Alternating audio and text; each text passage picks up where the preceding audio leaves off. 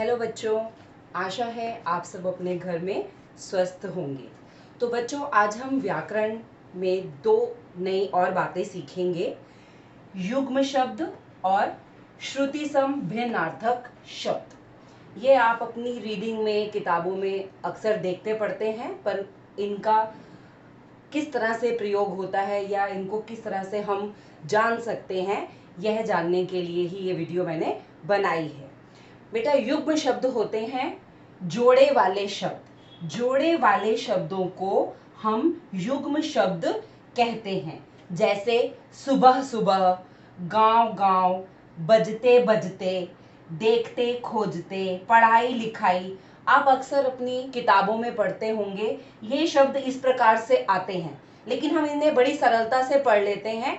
तो ये जान लेने के बाद कि ये युग्म शब्द हैं और ये एक साथ बोले जाते हैं, इसलिए इन्हें जोड़े वाले शब्द कहा जाता है। आप जब आगे पाठ पढ़ेंगे और भाषा अभ्यास में कार्य करेंगे तो ये दोनों बातें आपको वहां करने को आएंगी। तो जब हम शब्दों को जोड़े में बोलते हैं, जोड़ा क्या होता है? दो चीजों को मिलके जोड़ा बनता है। तो हम जब सुबह सुबह, एक ही शब्द है लेकिन इसको हमने दो बार एक जोड़े में बोला। जैसे हम बोलते हैं, मैं सुबह सुबह बाग में खेलने के लिए गया, या मनोहर गांव गांव जाकर दूध बेचता है। इस तरह से हम इन शब्दों को जब इस्तेमाल करते हैं तो ये जोड़े वाले शब्द हैं और इन्हें हम युग्म शब्द कहते हैं। अब बच्चों, आते हैं हम श्रुति सम भिन्नार्थक शब्द। इन्हें हम इंग्लिश में होमोनिम्स भी कहते हैं। श्रुति सम, जो सुनने में एक जैसे लगे। श्रुति सम का अर्थ होता है जो शब्द सुनने में एक जैसे लगे, और भिन्नार्थक यानी अलग अलग अर्थ हो। यानी श्रुति सम भिन्नार्थक शब्द का मतलब हुआ ऐसे शब्द जो सुनने में लगभग एक समान होते हैं, सुनने में एक जैसे लगते हैं, परंतु उनके अर्थ अलग होते हैं, लेकिन उनका मतलब, उनके अर्थ, उनका मीनिंग अलग होता है। जैसे कहा और कहां। अब कहा यानी माँ ने मुझे कहा तुम पढ़ो।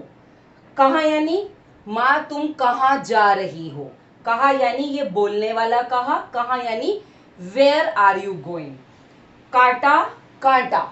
काटा, जैसे माँ ने सब्जी को काटा। कांटा, मुझे फूल का कांटा हाथ में चुभ गया। आधी, आंधी। आधी यानी आधी, किसी चीज को, माँ ने सेब को आधा कर दिया। और आंधी यानी जब बहुत तेज हवा, बादल, बारिश होते हैं तो हम बोलते हैं आंधी आ गई।